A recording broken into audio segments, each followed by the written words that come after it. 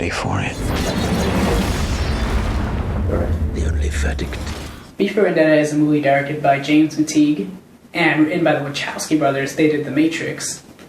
And this movie is about a man named V, who was played by Hugo Weaving, and he meets a woman named Evie, played by Natalie Portman, and then they both kind of incite this revolution against the totalitarian regime of Britain. Of John Hurt, yeah. Of John Hurt, really. Okay, so what are some of the things you liked about this movie? Well, the whole theme of revolution, I think it's by the way, this video will contain spoilers. Yes, we gotta make that clear, because it's an old movie, but, you know, some people haven't watched. Yeah. I personally like dystopian and movies and storylines and such. Oh, yeah. So I think this one is really effective because It's arguably the best. it's very symbolic. V, as they say at the end, V is a symbol for everyone. And in that way you can relate a lot to it. I mean, that whole symbol thing, that kind of was like in Batman also. Like, Batman Begins, he was out and became a symbol for the people. Yeah. I just think Nolan might have picked that a little bit from V For Vendetta. I can't say for sure, I don't know the guy. Yeah. But I also think it's in line with like many of the classics, like Brave New World, Star Wars. I mean, you can do a lot of parallels there. But even today, I mean, you have Hunger Games that's coming out this month. Actually, I think I don't know what day. I don't really care about it. But so but Hunger Games is very similar to this. Actually, it's just V For Vendetta is like better.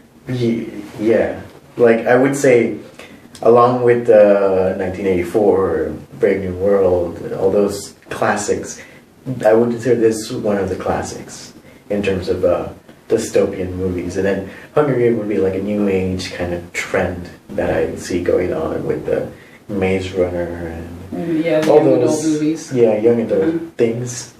They're good. They're entertaining to an extent, but they're not. Some of it. Yeah, some of them. They're not as poetic and as as deep as V was. Okay, so one of my pluses also is the action in this movie. I mean, some of the action is really, really good. I mean, at the end, they use all slow-mo. I usually hate slow-mo because I don't think most directors pull it off. They pull it off in this movie, and you can even see like the paths of the knives that he has. Normally you would see it when it's like drawn on paper, but I feel like they just use it so well in this movie, and it works without feeling cartoony. Yeah, that was really effective. And it was all the whole aesthetic of the movie. Yeah. I liked the whole utilitarian feel to it, but also how V was in itself. Like, it was more artistic. His mask was like, sort of like painted on him, and the way he elaborated all the explosives at the beginning and at the end, it was all artistic in that way. Yeah, speaking of V, Hugo Weaving in this movie, my God, he was so good. And okay, so he was wearing his mask the whole time. One facial expression, which is the expression of the mask. Yeah, but I mean, I could swear when that guy was on screen, it felt like the mask was moving because his body language, the way he delivered the dialogue, you could feel all the emotion. His voice, I love his voice. It was just great, and it does give you the whole emotion without him.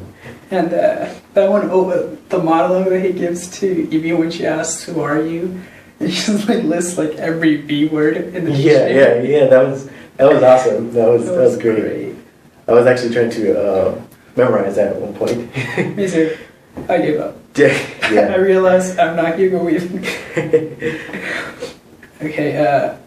Also, Natalie Portman in this movie. Oh. Yeah. I mean, she's fantastic. But this one was great. Yeah. I mean, Star Wars. She was limited by the. By George Lucas. Right. Yeah. Let's just say by George. Yeah, but. No, in this movie, she really, really brought it. And she actually won the Saturn Award, I think, for Best Actress. I'll have to double check that, but I mean, she did a fantastic job. Very, very convincing. And when she got her hair cut Yeah. It just like it brought to me like it told me like she was a really committed actor to it. Oh yeah. Like it just seemed like I mean that's what a good actor would do. Like even if you like lose your looks for a while, like you're committed to it, and I think that brought it. That made them her in that movie that made it more. How would you say it? Like that really like brought it to me. Like her performance that really made it for me. Oh yeah. Stephen Fry was in this movie also. I like his little show. That was pretty funny. He was in. Oh, I mean, I'm used to him seeing him in like comedy because he's obviously a British comedian. But that was a nice nod. Yeah, that little show that he had, the talk show, I guess. Yeah. Yeah, that was pretty funny. And I felt pretty bad for him when he died. Yeah. Yeah. Spoiler, but we already warned you. So. What else is there? I mean, there's so much greatness in this movie. John Hurt, I guess you could say, as a villain, he wasn't the best villain, but it made sense because he was a dictator in this movie, and he was fearful of his power, and that's the whole purpose of totalitarian dictators. Or not the purpose, but that's the whole thing with them. The only reason they're so controlling over their people is because they're afraid that someone's going to rise up and take away their power. So this gave you a good idea of like, they might act tough, but in reality, this is how they are. Yeah. Because a lot of times you have the dictator like image of being like this big person. Yeah. And in here they portrayed that like through the screens. He was everywhere. He was big. He was like omnipresent, I guess. Mm-hmm. And that's how the dictators work. They want to be like gods. But at the end, you see that he's not actually like that. Yeah. Okay, so I also loved the music in this movie. Yeah. Okay, I don't know what the composer's name is. Dario Marianelli, I think. If I got that wrong, I will correct it here. But so he made some really great music. I still listen to it when I drive sometimes. And yeah, one of his soundtracks was actually used for the Interstellar trailer, just fun fact. Yeah. But I also like the source music, or the 1812 Overture, which was brought in. And it's a really nice tie to the French and the Russian revolutions. And it's just very pompous, and it was a nice touch that he put in there. Oh yeah. That's the music that when stuff blows up, right? Yeah. I love how the explosions aren't synced with the music. Yeah. They always use it for that, but like in this, like they use it in commercials and stuff like that. Yeah. But in this occasion, I thought it was like perfect. Oh yeah. Like you couldn't have composed anything better for those scenes. Mm-hmm. Especially because they sync the explosion. I just found that hilarious and very, very, very well executed. Fun fact though, when Tchaikovsky wrote that song, in the score he put cannons. Like he wrote in the cannons, so it like goes with the music. It's a canon music. It was written for that. Also, the story of this movie. I mean, it has a pretty simple premise. Corrupt, or not corrupt, but totalitarian government and a guy who's revolting against them. Yeah. But once again, it all comes down to the execution and the dialogue in this movie. I can quote that for days. It was great. Governments shouldn't be, or no, people shouldn't be afraid of the governments. Governments should be afraid of the people. They actually had that on the poster, I think, but I'm not sure about that. But that's a great line. And well, I know you read the graphic novel. Yes, I did. How much of the dialogue is carried over? Well, some of the dialogue does directly carry over. Some of them, it's like, he said a certain thing in one way, and they just they altered it. They might have changed a few of the words, but for the most part, I guess the same idea across. Most of the changes are actually from the story. This is minor spoilers for the graphic novel, in case you guys haven't read that.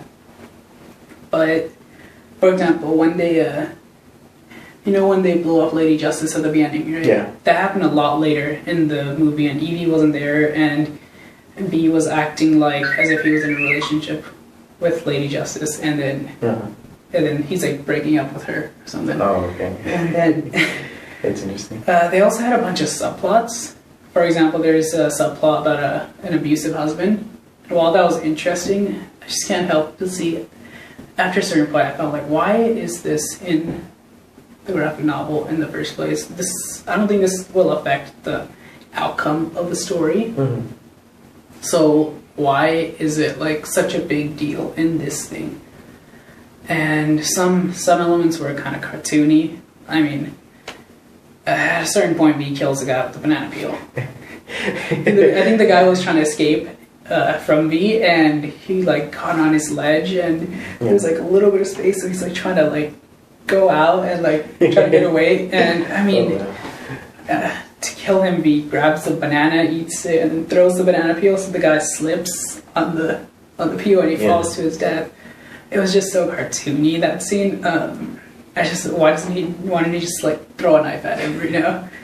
And I feel like they did a good job of eliminating some of the cartooniness in the movie, although there was a few scenes, I think, that Creedy guy at the end. Yeah. You know, when he says, what are you gonna do? We have guns. All you have is your fancy karate gimmicks. It's just, I cringed. Yeah. So talking about that, what are some things that you found weak in the movie? Okay, well, there wasn't much. There was obviously that little cartoony cringe moment, but that's fine. There was a scene where, or not a scene, actually, in the entire movie, he doesn't struggle. I mean, you have this, it's literally one guy, and I mean, there's Evie there, but she's not actively helping him. So it's him versus the entire government. They have all these like detectives, all this technology at their disposal, all these soldiers and everything. And I can understand him winning because he has to win. He's the protagonist, but at least make him struggle a little bit. Well, viewing it from that perspective, could it be said that it was really Evie's story? That she went through the struggle, and that V was more of a sort of an ethereal component to the whole thing. Mm-hmm. Have him be like the rebellion, and then you have the government, and you have V who used to work for the government and work in that. Well, I don't think he worked for the government. He was like a prisoner, dude.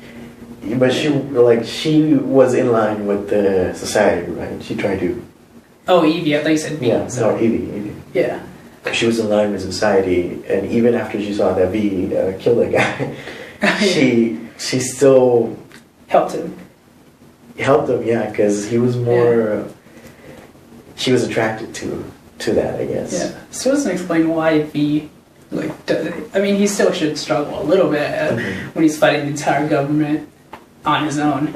Yeah. It's just everything just goes so smoothly for him. Yeah, everything just works out. Yeah. But other than that, it's like I really had to try to figure out what was wrong with this movie. And I mean, when you really have to try, that's a really good movie. That's a good sign for the movie. Yeah, that's a very good movie. Is there anything else to say, or should we score it? I think we can call it. Okay. Would you like to go first? I would give this movie an overall rating of an A. I mean, an A plus even. I mean, it was a really good movie. It's just a fun movie to watch. So what is it, an A or an A plus? A plus. I'm going with A plus. All right. So despite my flaw of V never struggling, the good far outweighs that minor flaw. So I'm going to give this movie an A plus, and I'm going to match you on that. It's just, this movie was amazing. Yeah, it was. And I mean, it really goes back to the original sort of a theme of it, or the little reference of like the whole Guy Fawkes, Oh yeah. Yeah, which is coming up, Yeah. So it's a really, November the 5th. It's a really festive movie, you can watch. So every year. Every year, yeah. Remember. Yeah. So that's all for this video. Our next video will most likely be in a week or two or a few days. And stay tuned, guys. Thank you for watching.